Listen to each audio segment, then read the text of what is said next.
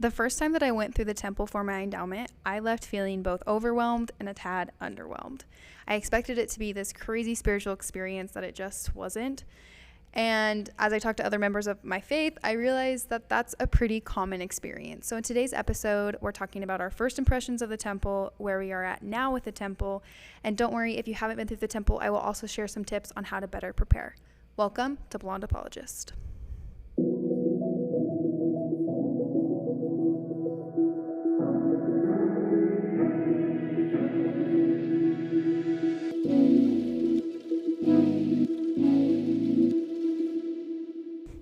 Hello and welcome to Blonde Apologists. Hello. I have with me today Annalise. She is a dear friend. We met our freshman year at BYU. And today's discussion I'm excited about. Annalise and I will be talking about our first experiences, our first impressions, as you could say, going through the temple and taking out our endowment. It's funny because she watched me go through the temple first. This is kind of how this came to be. Annalise texted me last week after the garment episode. Listen, and she's like, after listening to that, I remember, like, I watched you go through this at first, like, get the garments, go through the temple. And then you went the following semester. So yeah, I wasn't around when you went through the temple. I went like February. But we did talk about it when I went through the temple. So I guess to start, I wanted to know, and I'm curious for you, like, what preparation did you have going into the temple endowment? The preparation, looking back, it's almost like laughable how little preparation I did. Actually, like, looking in retrospect, I'm like, I really was truly flying by the seat of my pants. Yeah. We went to the same temple prep class. And I believe now that the curriculum has probably changed for temple prep. But my memory is this man was truly making it up, like, as he went. He kept telling this story. And tell me if you remember this. He kept telling this story about this boy who had to drag a cart up a mountain and fill it with rocks. No. And I was like, what is going on? And then there was another time. You're like, am I going to be packing rocks in the temple? What is going on? And he kept, whenever anyone had questions, he would be like, well, it's so symbolic. He's like, I'm telling you a symbolic story to prepare you for the symbolism of the temple. But I didn't understand the symbolism of his story. So I'm like, I didn't understand it was funny. And then at one point, he spent probably 2 lessons, and I truly think that this is the gospel according to whoever this man was, but he's like, in the temple you learn that our planet actually fell through the cosmos when Adam and Eve partook of the fruit. And he spent a lot of time talking about Kolob and, like, the location in, like, space. Yeah. And so I really went into the temple being like, this is gonna be some astrophysics lesson.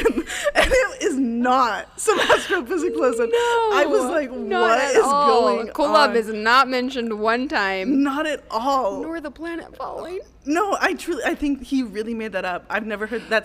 Maybe the presentation was changed, and maybe that was his initial impression of it years ago. Yeah. So that was essentially, I would go to that temple prep class every Sunday. Yeah. Where I sat there so confused, like, what am I signing up for? And then I feel like we would do baptisms a lot.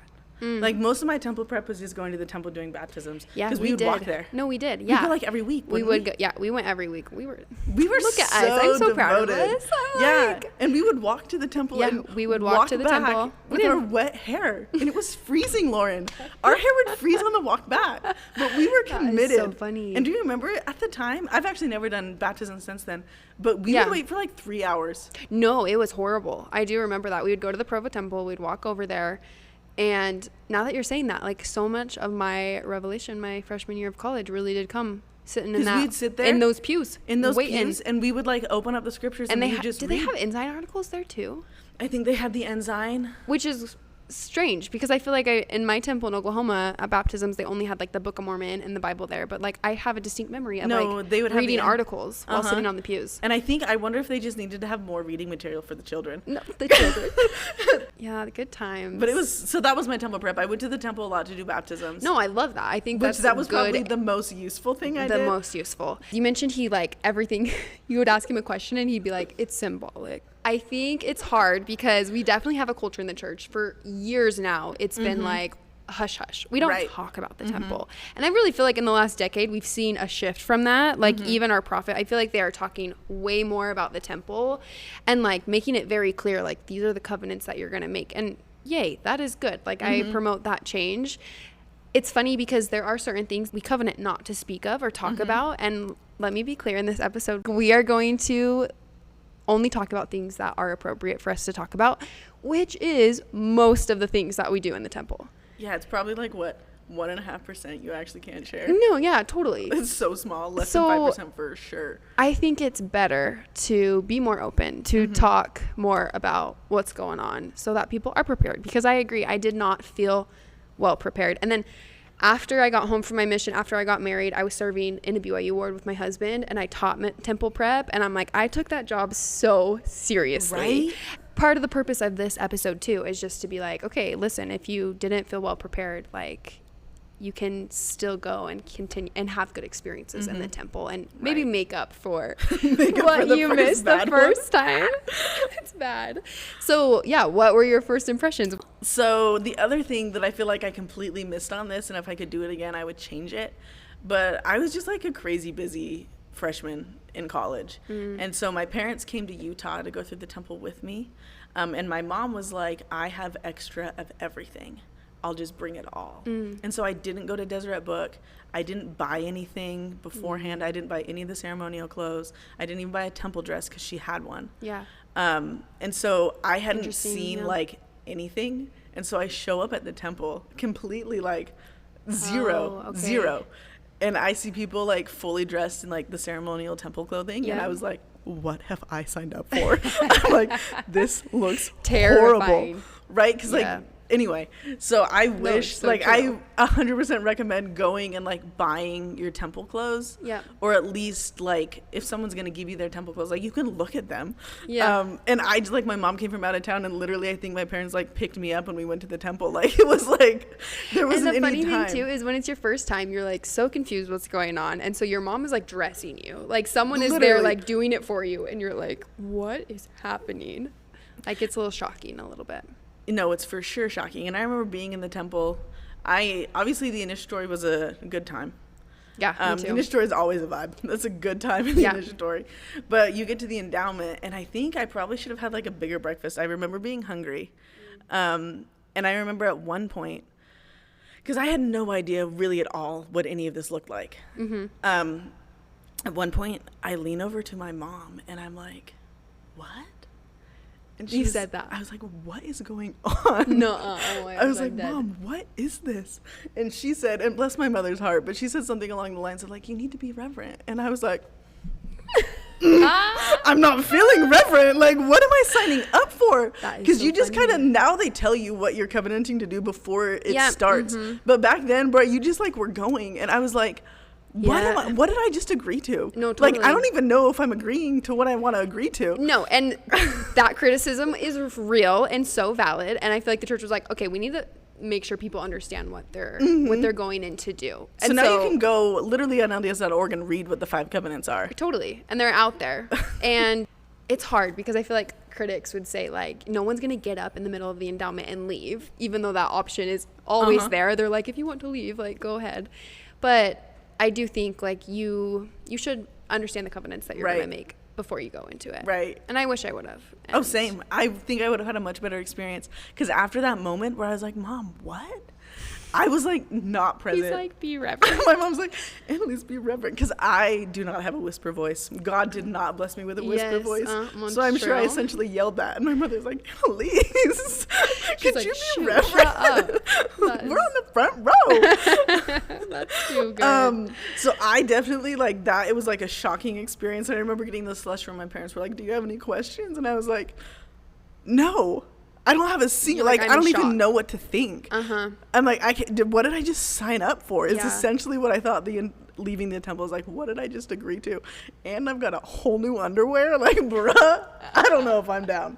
I love them. Like, I do not know if I'm down with this. No, that's so real. And very similar experience. I remember being in the celestial room and I started crying, and I'm like, they think these are spiritual cries.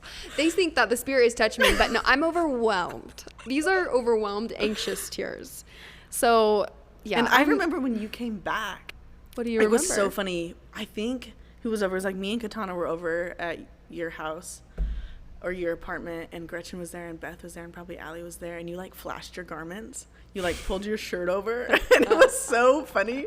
And then we were like, how was it? And you were like, it tried my testimony. It tried my testimony. She's like, and it did. I was probably still going through it at that moment.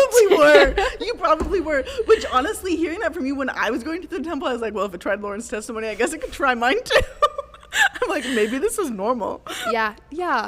Well, okay. And here's the thing. It's sad that was kind of the normalcy. Like, no, it was. That was normal. I think almost all my friends were like, bruh. I know. And critics, I've seen people say, like, if you're discomfort, then that's a red flag. Like, you should see that as, like, your intuition is telling you that something is not right. And I would argue that that's not the case at all. Right. That there's always discomfort and growth. I mean, what would you say to that criticism? I think that for sure there's always discomfort in things that are new and things that are different. Like, if I look back at my life, whenever I started something new or there's a big change, like the first, like, I started grad school a year ago. It was probably like my 17th or 18th first day of school. And I got to my first class and I was like, I think I want to leave. Yeah, just so like, much it felt discomfort. so uncomfortable. But it wasn't wrong. It wasn't bad. It was just very different. Yeah. Or like going to the mission, and like I have this vivid memory of like the first lunch appointment I had in Brazil. And obviously, like, my Portuguese was subpar. And like, it smelled different. The food I was eating was like so different. Like, even though like the way the family interacted, it wasn't like any family. Like, it was just different. It's a whole entire different culture. Totally. And I remember thinking, I would like to go home now. Yeah. I was like, this is like, I so felt uncomfortable. I was like, I don't fit in. I don't belong. And this, in some ways, I'm like, why are you doing it that way? Or like, why is it going like this? But now when I look back on my mission, going to people, like going over to members' houses for lunches, and like we knocked on doors all day long. Like, I went to so many people's houses. In some ways, that is like so comforting to me. That feels like home now, because like part of me lives in, like, I lived in Brazil. Like, that's part of where my home was for a long time. And so it initially started out like so uncomfortable. But it turned out to be something I loved and something that eventually and a sacred space for you. Felt like home. Yeah. So I think the temple's very similar, that you're in a place where it's like a different culture, kind of a different language, right? 100%. And it's like, I was like, I've had lunch at people's houses before, but I've never had lunch at people's houses in Brazil before as a missionary with a companion, right? And so I think it's like, I've gone to church before, I've done baptisms before, but this part I've never done before. Yep. And so it feels different, and it really is in a lot of ways very symbolic. And so it's kind of like this new language you have to figure out. And 100%. until you can figure out that language, it's hard to really get it. The same way that until I spoke Portuguese in Brazil, like, I wasn't having a blast at lunch. Yes. Like, right? I wasn't, right? Yes. So I think that's what I would say, is that new things and different things almost always feel uncomfortable. Yeah. I love that. I think that you said that perfectly. And I agree. It's a new language. Like, you are literally learning, like, it's a very symbolic religious ceremony. And we don't do religious ceremonies a lot in our church. Like, we take the sacrament, like these ordinances are when we do these like symbolic religious ceremonies. And so I feel like it's almost like you're taken back because it's not something that you've done very much in the church. Right. But if you look at the ceremony of like baptism and all the symbolism, it's like getting on the jumpsuit and going all the way underwater and bringing the hands for the prayer, like, and then you receive the Holy Ghost by laying on of hands. It's like, yeah, that is a weird ceremony if you want to peel it apart and look at every little piece of it. Yet this is the way that God has organized us to receive his ordinances and be a part of these covenants. And so I'm like, okay, this is God's language. This is God's way of giving us this power. And I would say, like, we often hear like the endowment is to give you power. And I went through the endowment and I did not come out feeling powerful. I did not gain 100%. anything. And I think that we need to recognize, like, it's also a presentation. It's this ceremony that is the means for us to receive that power.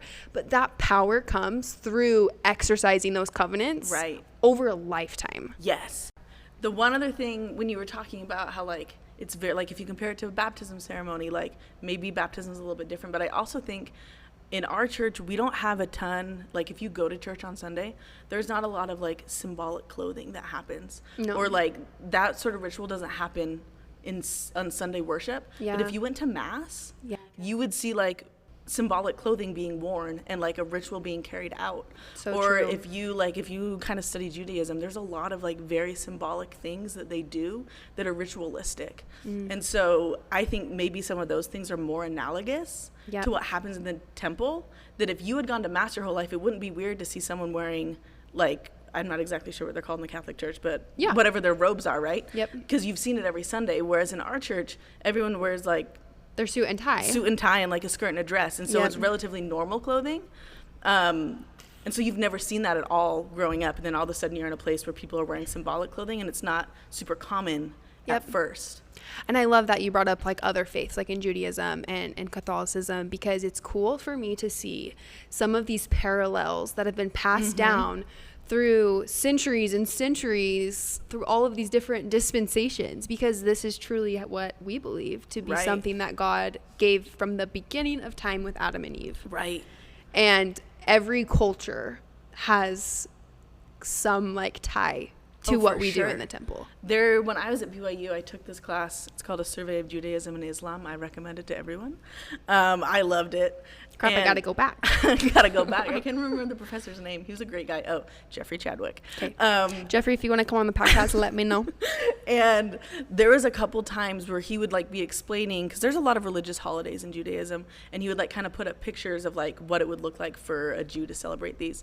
And sometimes he would be like, if you're in doubt, like look at this picture closely, and you would definitely see like, oh, we do like something incredibly similar in the temple. Yeah. Like what we do is so the same. Love that. And it's like, well, we kind of came from Judaism, so it makes sense. Totally. Right? Like Jesus was a Jew. Jesus was a Jew. So you can see like these lines that maybe now like 3,000 years later it look a little bit different in Judaism than it does for us. Yeah. But you can definitely tie like there's some commonality here. Yeah, that's so good. So I'm curious, like for you, and I'll also share what got me going back, but like why did you choose to go back? Because that initial experience, we're uncomfortable. We're like, what the heck just happened? So what led you to keep going?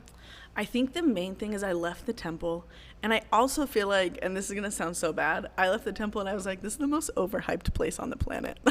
I was like, I have heard about this for 19 years, and that's what we signed, like that's what I've been waiting for. Because it, like the way people talked about it, especially when I was in Young Women's, I was like, I did not feel overwhelming feelings of like peace and comfort. Like that's not what I left the temple feeling. And so I was like, I don't know if I'm down. I do not know if I'm down. And essentially, I vividly remember thinking, the adults in my life that I love and trust the most love the temple. So I'll give it another try. And I remember like thinking about my mom, like my parents and my Young Women's leaders. Yeah. And being like, no, they love the temple and I know them and I trust them. So I'll try again. Yeah, I love that you brought up Young Women's leaders, because that was a big one for me. Like I have always had an incredible relationship with my parents, but it's pretty easy as an 18-year-old to be like, my parents are crazy. They're weirdos. And I would never say that, but like it's easy to go there. Whereas for me, like my Young Women's leaders sitting behind me in that endowment, I vividly remember thinking like, Ann Anderson is not crazy. Like she's amazing. Right? So if she's cool with this, I think I'm going to be cool with this too. You know? No, 100%. And that's the impact that anyone can have in your life. Like it does, and not just your parents. I vividly remember thinking, well, Shelley Payne likes the temple, so maybe I should try it again. Because I know that she knows what's up. Like she knows. I'm like, she seems to have a good life and have it all figured out. Yeah, and I sat in Young Women's and I listened to their testimony of the temple. So it's like, okay, 100%. what am I missing that they know about? I would also add, and I put a big emphasis on the temple recommend interview questions when I taught temple prep, because when you go in to go through the temple, you go through the temple recommend interview questions, and the first like 4 questions are like those foundational questions, like asking your testimony on God, Jesus Christ, Joseph Smith, the restoration, and the living prophets that we have today, right? Like those are those foundational questions. And I would say to people, I'm like, the reason why I went back to the temple is because of my testimony of those things, because I knew that God was my loving Heavenly Father, that Jesus Christ was my Savior, that Joseph Smith was a prophet. That is something that I had grown a testimony of. Right. I am going to trust and believe that this has been restored through God, through his prophets. And for me, like, that is what grounded me. Yeah. In it. And so I tell people, I'm like, how do you want to prep? Go through those temple interview questions and gain a testimony so that you can confidently go into that interview and confidently go into the temple knowing that you are recommended by God to be there. I don't know. That's what saved me in the beginning. I also think the other thing that really got me going back is I was so committed to going on a mission. I wanted to go so badly. But I had this part of me that was like, I cannot go on a mission and have doubts about the temple. Like, I have to figure this out before I leave. Yeah. And good. so That's so good. Beth and I went every Saturday from like, because we got endowed the same week. And so we went like every Saturday after that. That's so And like by the awesome. time we got, I don't know, probably we didn't go during finals week, that's for sure. But by the time we got to the end, I got it, like, it felt so much more comfortable. I knew what was going on. I started really learning things in the temple instead of just being like, oh my gosh, what? Yeah. And so I think just going back and having a reason to go back is helpful. And I also, like we talked about, doing baptisms for the dead so much before going through the temple. Like, I feel like the temple was a safe place for me. It was a place where I felt the Spirit immensely, that I loved so much. So getting to be in any part of the temple was like so special to me. And so I think that did help me be like, I don't know, just even now, it's like sometimes I sit through an endowment and I don't take away much. But then I go and I sit in that ceiling room and I'm like, this is where I'm supposed to be. Right? I remember having this, I think I had this belief that, like, before I went through the temple, that, like, the baptism was, like, the lesser temple. It wasn't quite the temple. But once you finally went through the endowment, it was like, you had really made it. You've made it. So I thought, like, going through the temple and sitting in the celestial room was going to be, like, this transcendent experience, see, like, heaven, essentially.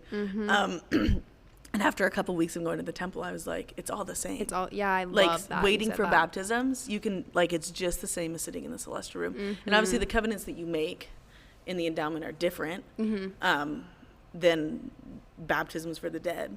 Yeah. But it's the same temple. You can feel the same Spirit in the endowment room, in the celestial room, in the waiting to get baptisms.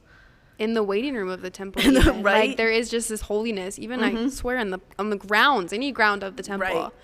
I think there's like a funny stigma. I feel like I say stigma in every episode, but there's a funny stigma in the church of, like, the celestial room is like the most holy place where you can be, and that's where you can receive answers to your prayers. Yes, everyone's talking about that. Yeah, it's like, I needed an answer. I went to the temple. I went and sat in the celestial room. It's like, you don't have to do that. No. Go sit anywhere. Like, go, and you could create a holy space in your home. Like, that holy place could be in your car. Like, it doesn't have to be like this very, I don't know. It kind of sounds like I'm contradicting myself, but do you know what I'm trying to say? No, I think that's also why I left feeling like the temple was overhyped, because everyone was like, go to the temple, you'll receive every answer you've ever asked for. It's kind of the way I felt like it was presented to me. Yeah. When in reality, and this is honestly something I struggled with my entire mission, I was very bothered that I didn't receive tons of revelation in the celestial room. That, like, in my life, I received more revelation in my bedroom than I ever have in the temple. Yeah, no, same. Or like in the mountains. And I remember I talked to my mission president about it one time. I was like, I'm really bothered by this. Like, shouldn't I get more revelation in the celestial room? And he was like, no, you don't have, like, that's not, the celestial room isn't like this promised revelation zone. Yeah. Right? He's like, it's about where you, like, feel comfortable and where God speaks to you and, like, the way you are, and God speaks to people in the way that makes sense to them. And for me, that's in my bedroom, not in the celestial room when I've got, like, 4 people crying on this side and 2 people hugging over there, and, like, there's a bunch, like, that's not where like, everyone's looking at me, there's other people there's here. other people around. Like, that's not where I receive the most revelation. I agree. That's my experience too. It's still great. And if that is your place, like, that's great too. I'm not saying that. Right. It's obviously the house celestial room of God. could be your place to get revelation. But I also think that, yeah, there is this idea that if you need an answer, go to the temple, which in some cases that is true, but you can also get answers in other places, and receiving an answer doesn't have to be the only reason you ever go to the temple. Yes. I think there's lots of really valid reasons Yeah. to go to the temple. I think it's cool too. The way that God has set it up is that we can continue to go for other people. It's like Right. you only go the first time for yourself. And then after that, every time you're there on service, like to serve. And there's so many blessings that come that are associated with that, of like just being there for someone else Right. on their behalf. And I kind of love that aspect of the temple. We kind of already touched on this, talking about how the endowment presentation is different than the actual endowment. And I think it's important to make those distinctions because the ceremony, the presentation, has changed over time. Like there are pieces of it. Like since I've been endowed, just in the last 8 years, it's changed, I think, 3 times. At least 3 times. Yeah, which is kind of crazy. Like it's changing rapidly, and I anticipate it will continue to change. And yet that doesn't rock my faith because the endowment, the power and the blessings and the covenants that I'm being a part of are the same and are staying the same. Right. Yeah, it's interesting to think about what like endow means outside of the context of the church, because we hear the word endowment a lot. So I think we immediately associate endowment with temple, but endow obviously has a meaning outside of the church. And essentially, from what I understand, endow means like if you're the endowed chair of XYZ at a college, or if you're given an endowment, it means there's some like perpetual fund of income funding, or there's some perpetual thing that you have access to. And so I think that thinking about that definition of endowment helps you really understand what the temple is doing, is that as you go to the temple, you are receiving access to power, but there's also a part of it that just because you show up doesn't mean it's given to you. You have to become those covenants, and as you become those things and really internalize what you've learned and essentially become Christ-like, is essentially what you're doing in the temple, right? Then you become endowed with power. And I think that power is essentially just access to God's love and mercy in ways that you wouldn't experience otherwise. Yeah. No, I agree, because that's how it's impacting my life now, and also how it will impact my life in the next life. Like having access to his power, to having access to his mercy specifically. Like I love that.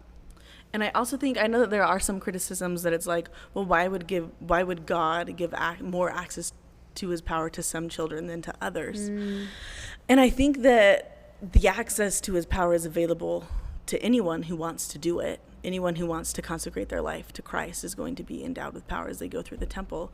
But it's kind of analogous to like different, I'm in social work right now, and so we talk about like different government programs that like you can sign up and receive benefits from, and those things, if you qualify, they are available to anyone who qualifies can receive these benefits from the government.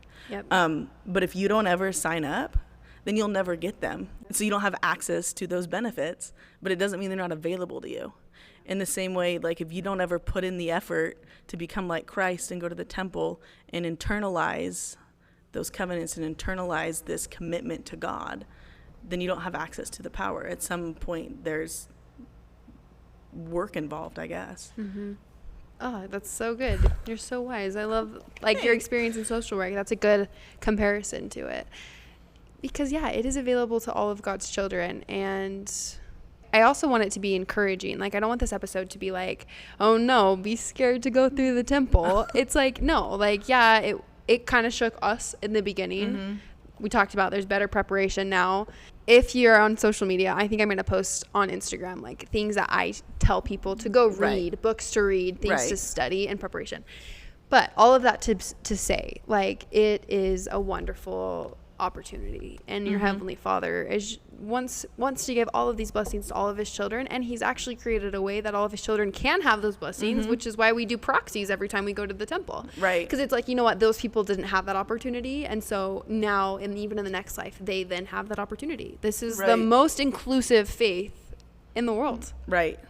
The other thing, maybe you would recommend these, but the Holy Invitation and the Holy Covenant. Oh, yes. Okay, perfect. As long as you've got that on the list. Honestly, I would have killed for those Anthony books. Sweat. I would have killed for those books before I went to the temple. Yeah, and they're so short, helpful. and they're so easy. Like, it's not like I'm asking you to go read a chapter book. Like, no, they're so short. That is honestly better than any temple prep.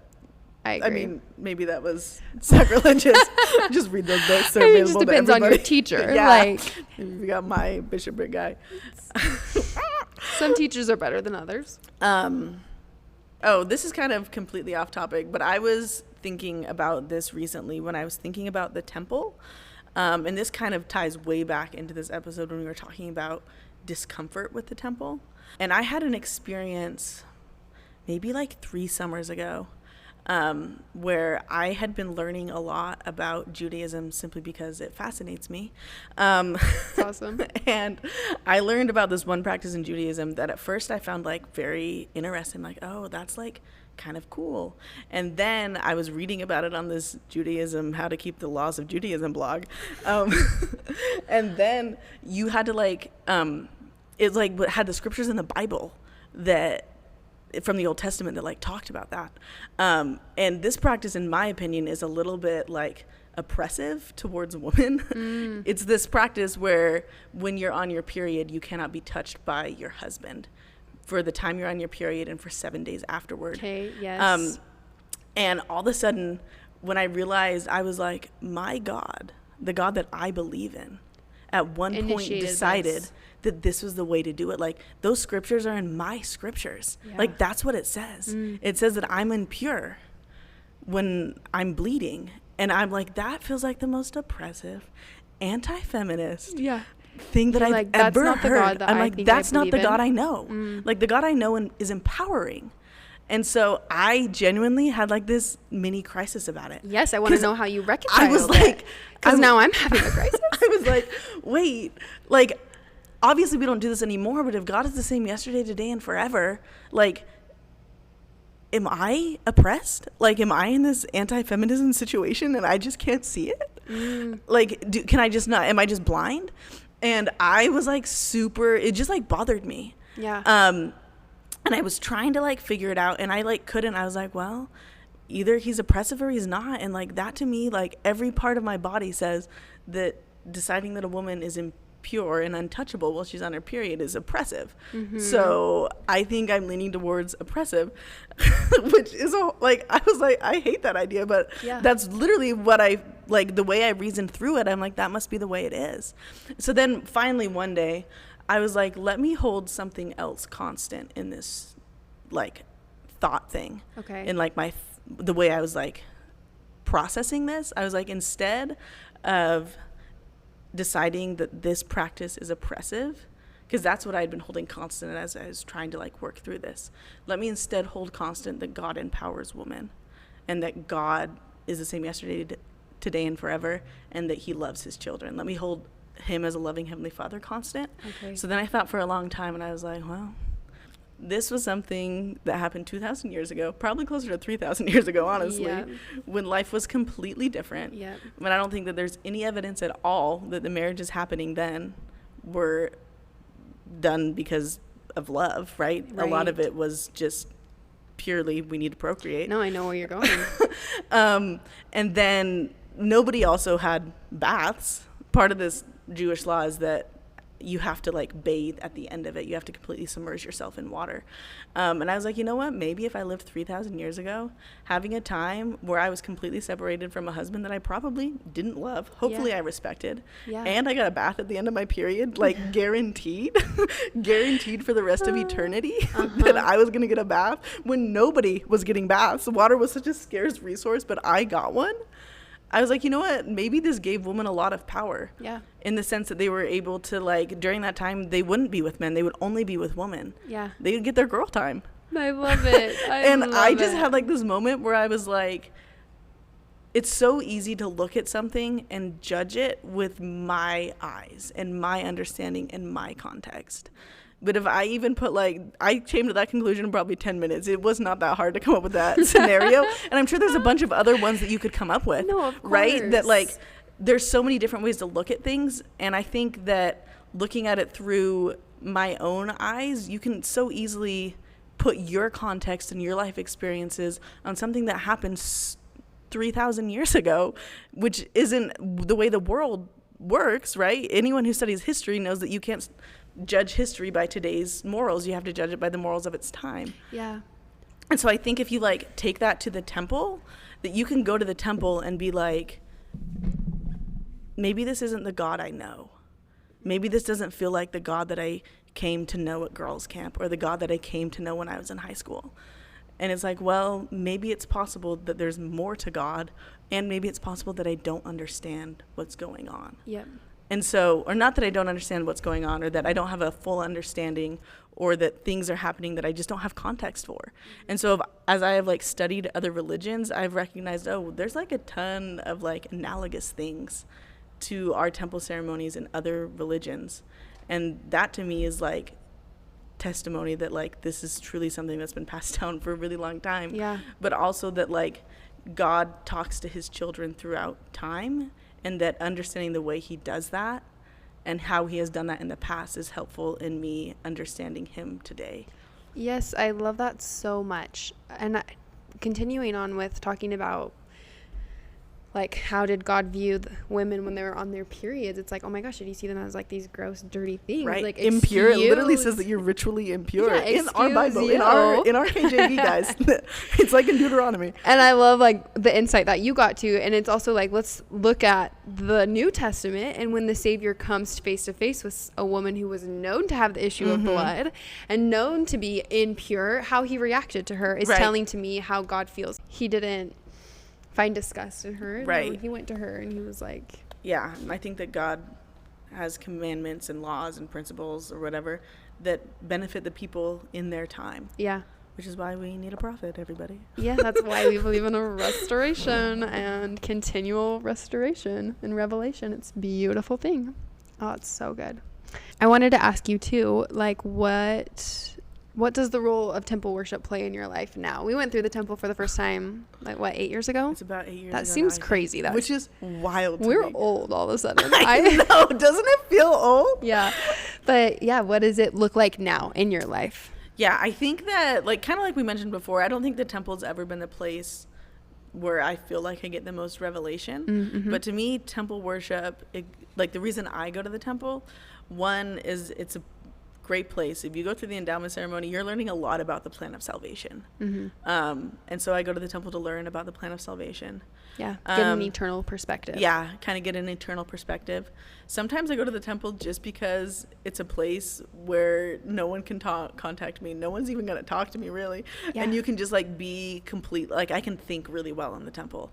And I also go to the temple because I believe that on some level going to the temple shows God that I care and that I'm putting forth this effort to go to his house and participate in his ceremonies and be a part of that. And I think I'm like, okay, I'll go to the temple and bring these things to God and let him know that I really care and that I really need answers and that I really want this. Yeah. And then in turn, I get the answers. They don't come in the celestial room. I get them right there in my bedroom, right in my car. But in some ways, I'm like, I'm going to go to the temple because I want God to know that this really matters to me. I love that. And it plays the same role in my life. And it shows this increased devotion. And I also like obedience. Like, we're asked to go. That's true. Our prophet, this is his favorite topic. No, it truly is. It really Go is. to the temple Make and a worship date. there. Yeah, and so Tanner and I do have a goal. Like, we try to go once a month. That is our goal. And sometimes it's hard in Utah because they're so but I packed. wouldn't give for them to give up the stupid reservation system. I know. Well, you can just show up. Did you know that? One time I showed up and they turned me away. Oh, really? Granted, it was in 2021, but I've never done it since. But the other thing that I'll add, I was in a ceiling, maybe a little bit over a year ago. And the one thing is, if you've never gone to a ceiling, you have to take your shoes off. And if most girls like put on the socks that the temple provides, because we don't necessarily always have socks with our dress shoes. Yeah. I remember just sitting in the ceiling room and looking down and seeing everybody's stocking feet. And I was like, the only other place that I really see people sitting around in their stocking feet is in your living room. And I was like, we're in God's living room right now. Like, I am in God's living room. And it really is his house. And it's a place where you can go and find him and feel him and get to know him. Yeah. Just go to his living room, guys. Go hang out. Go hang out with Jesus. And go hang out with God. what you were saying about like it's sometimes the only place where you can go where no one's going to try to contact you, like that is the truest thing. When I need clarity and I need space, you know, I could go get my nails done. I could go read my book and go sit down somewhere. But if I go to the temple, that is like the ultimate peace and isolation. Which sounds horrible, but I go for that reason a lot. I'm like, I need to just get away from the world. And it's a place where I feel like my mind doesn't even wander that much. Like, I feel like I'm able to really be still in the temple. And it's honestly because my phone is not attached to me. If I go anywhere else and try to sit down and have alone time, I am going to be checking my phone every, few minutes. It's a plague. It's horrible. It's a plague. I can't help it. And so, yeah, I'm glad that I put that phone in the locker, I lock it up, and I am out of there, and that's where my peace is. And you know what? I could be better. I could leave my phone home and go on a hike, but oh my gosh, what if I get kidnapped? Like, yeah, in the temple, you know you're safe. I know I'm safe. And you know, like, if anyone sees my location at the temple, they're gonna be like, oh, she's fine. She's okay. There's no reason to be one's concerned. gonna be panicked. Yep, I'm not lost. She'll come back 2 hours max. She's gonna be out 2.5 if you're slow. So true. But it's a huge blessing, and we're so, like, we live in a time where they are available to us, and I know around the world they're not nearly as accessible as they are in Provo, Utah. But yeah, I mean, all of a sudden that made me sad. Like, there are members who live in places where it's still hard to get to the temple. Let me tell you the story that maybe might make you like that, because sometimes I wish that we had temples that were farther away. Okay, wait, I want to hear it. Tell me. Let me tell you this. I served in Brazil, and at the time, Brazil now has so many temples announced. It blows my mind. It feels like every conference they're getting a new temple, and I'm so excited for them. Go but Brazil. At the time, I think they only had 7 temples. And Brazil's population is, like, more than ours. And all the temples are essentially on, like, the coast of Brazil. And a lot of people live in, like, they call it, like, the interior, like, the inland, countryside, yeah. like, inland, like, really far inland. And so if you were going to go to the temple, you essentially, like, your ward or your stake would, like, charter a bus. And you would go for like a week or two. You would have like this stake temple trip. Yeah. And then you'd get on this bus and you would go and you would do like 3 sessions a day and you would stay in the temple housing. And when my companions would talk about how much they loved the temple trips, because they're like, our ward, like, that's how our ward became best friends. Yeah. Is they we went to the temple 3 times a day for 2 weeks, and then we traveled 12 hours by bus there and back. They have all these like super positive experiences with their ward and with their family. Of like, you just like leave on the spiritual high of like 3 times 7 is like 21 or whatever. You do like 20 to 30 sessions in 2 weeks. You guys like are cranking it out. Yes. Like, you're best friends by the end. I grew up in El Paso, and so our temple was in Mexico. So we would have to cross the border to go to the temple. And it was like the city right next to El Paso. But when I was like a teenager, that city was like the 2nd most dangerous city in the world. It was like the murder capital. It was like some crazy-ish. Scary. It was some crazy-ish. And a lot of my friends were Hispanic, and they would like cross the border frequently. But there was a couple times I remember in middle school where like my friends stopped crossing the border to like see their family because it was so dangerous. And me, the white girl, they'd be like, what are you doing? And I was like, oh, I'm going to Mexico. They're like, what are you doing? And I was like, going to the temple.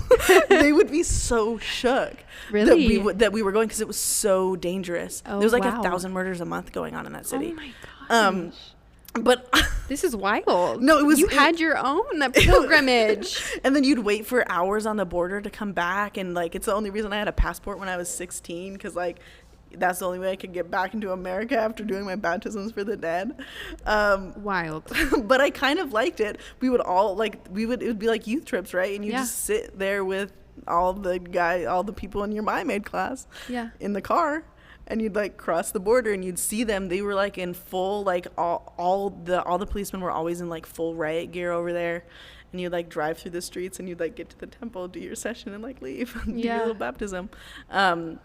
But it is like the sacrifice and like the journey, I think, is really cool. And now if you live somewhere where temples are close, you don't necessarily have like a physical sacrifice in the sense of I'm going to drive a long time or I'm going to be in a dangerous place.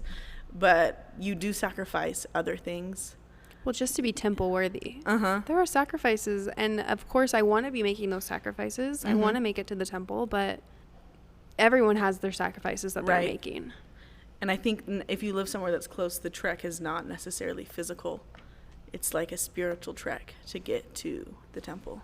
It is inspiring to hear the sacrifices that people are making. I also think the other thing that just popped in my mind is like, and there was a time in my life where I had the endowment session memorized in Portuguese and in English, and I was like, I need to take 4 months off because like, I need to take off time. I've been going a little too much. I'm like, I've got like, it's like too much. Like, I don't like anticipating everything so much, and I realized that wasn't necessarily the right mindset. That like having the endowment memorized does literally nothing for you. Yeah. But instead really trying to learn from the endowment and going to the temple each time, trying to learn something new. And I think the sure way to do that is to come with a question. Oh, for sure. Like, if you want to have a different experience every time, come with a different question every time. Go with a purpose. And yes, I'm there to do it for someone else and to serve in that way. But also, I've always, like, if I go in with a question, like, I come out with insights. And, like, that's one reasons why I love going with my husband, is because we have such different insights. Like, Yes. we always go to the temple and then go to dinner, and we just sit at dinner and we're like, what were your insights? What were your thoughts? What were your takeaways? And it's so cool to be like, I've never thought about it that way, you know? And I've gone so many times in my life I couldn't even count. Yes. Yet that's opportunity is there every time. It's just because it's a place filled with the Spirit. And the Spirit is the teacher. But yeah, your idea of like going with someone to share insights with. Yes. You is can so do that. cool. Yeah. Just You bring can a buddy. yeah. A temple buddy. Yes. So I got endowed in February of 2016. And then the very next time that I went to the temple was to the Provo City Center Temple with Beth. Okay. And the Provo City Center Temple had just gotten dedicated. And so it was like brand new. And there honestly was not that many people there. There was maybe 4 other women and maybe 6 men. Like, it was a pretty, like, there was not a ton of people in there. And so whatever, we were doing the session, and it comes time to, like, because the Provo Temple City Center, you change rooms. And so the guy at the front, he's like, okay, the brothers go this way, the sisters go this way. And so the brothers, like, go out their door, and then we go out our door. And we're, like, in, like, a closet that's genuinely probably, like, the size of this recording area. And it has, like, 5 doors. And the cute little officiants Don't know where they are. They don't know where they're going, and so they just start opening doors. But they're very old. They're probably 75 plus, both of these ladies. Very small, like 5 feet tall, maybe $130. So small, like withered old grandma sort of vibes. Yes. And those doors of the City Center Temple are heavy. And we're just like, what are we doing in this closet? Because all of a sudden, like, we're really close. And so they, like, open a door and, like, look in, and it was, like, extra, like, clothes. And they open another door, and it was, like, the headsets. Oh, my gosh. They opened the other door, and I can't remember if it was that one. And then there was 2 doors left, the door we came in, and then the last door, and we knew it wasn't the door we came in at. So it's finally, we're like, this is the one. So we all kind of, like, shuffled to the side, and we're, like, fully dressed in the ceremonial clothes. And at this point, the little old lady had learned how to open a door, like, because these were heavy. And so she, like, braces herself, and she, like, swings that thing open. And there we are, looking at traffic on University Ave.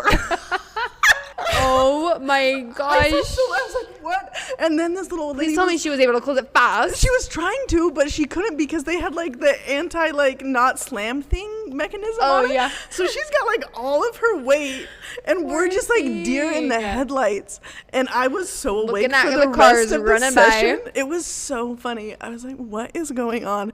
Well, But- that is too good. I'll never forget I that. love that. This made me think of my experience at the Provo City Center Temple, my most memorable one. And it's not funny. It's, it's a more serious one. But I'm in the Provo City Center Temple before it was time to switch to the other room. So I'm in all of my Right, you're attire. fully dressed. And I'm also, like, pretty new. This was after my mission, but I haven't, like, been a ton. So it's Right. still pretty new to me, the whole thing. And Right. I kind of was like, I felt weird still wearing my ceremonial clothes. Like, I still felt a little uncomfortable with them.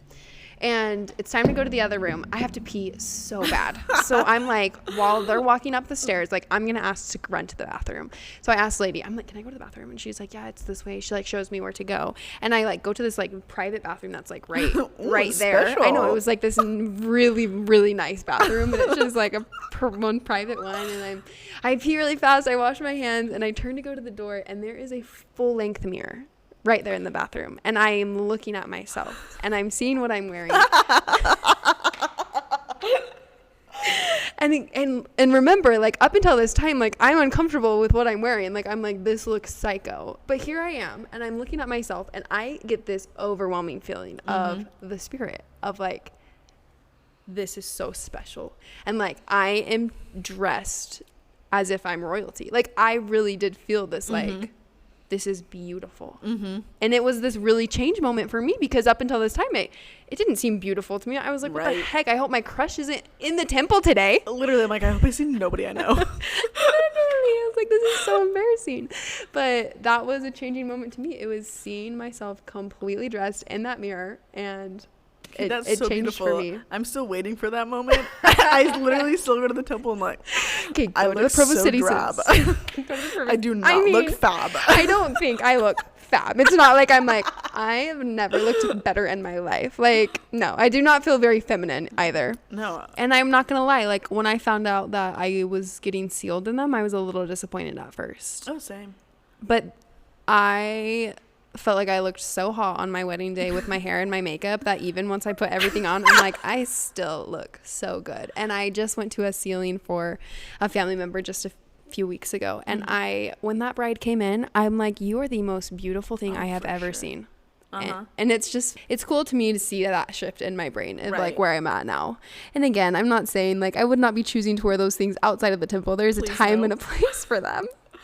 But I also think it kind of points to like standards of beauty are so different. Yeah. And like obviously the ceremonial robes of the temple don't exist to be beautiful. Yeah. But our perception of what beauty is very influenced by society and the context in which we live. And I think it's kind of cool that in the temple you can be in a place where your understanding of what is beautiful and what is holy transcends the culture and the society that you live in. Amen. I love that. Well, anything else to add before we end it? Any last comments? I don't think I have any. Go to the temple. I was gonna say the exact same thing. Go to the temple. That's what we're all gonna do. Let's all go make appointments. It would be fun to like go together. Should I do like a temple night for blonde apologist listeners? Oh my gosh, that'd be so cute. Honestly, let me just say the Provo temple being knocked down is so sad to me. I agree. I love the Provo temple. Like, I get and I just wish it was could stay ugly. I want it to be ugly. Do you want to know what's the best part about it being ugly? First of all, no one was ever there getting married. You could do whatever you wanted on those grounds. You weren't in anybody's way ever. That's so true. Second of all, I think Provo was like the pioneer of efficient temple sessions. They had them every 20 minutes. Oh, yeah. No. You could show up whenever you wanted and get a session. And it didn't matter what hour. It's true. You were never more than 20 minutes away from a session. I feel like I am sad that it changed too, because it is like sacred to me. Like, same. So much for me, pivotal parts of my life happened in that temple. Same. So much for me happened in that temple or in the parking lot looking at that temple. Yeah, hanging out. I would just like around that park temple and like look at the temple and think about my life. It is like such a beautiful location though. So like once that new temple is built, it is going to be. I know it'll never be the same. It will be the marriage spot. Oh, you know it will be. It's so pretty with those mountains right there. Well, you guys, we love you. I love you. Annalise doesn't know you, but I love you. I can love you guys too. I can love you. Let's chat next week. We'll see you later. Bye.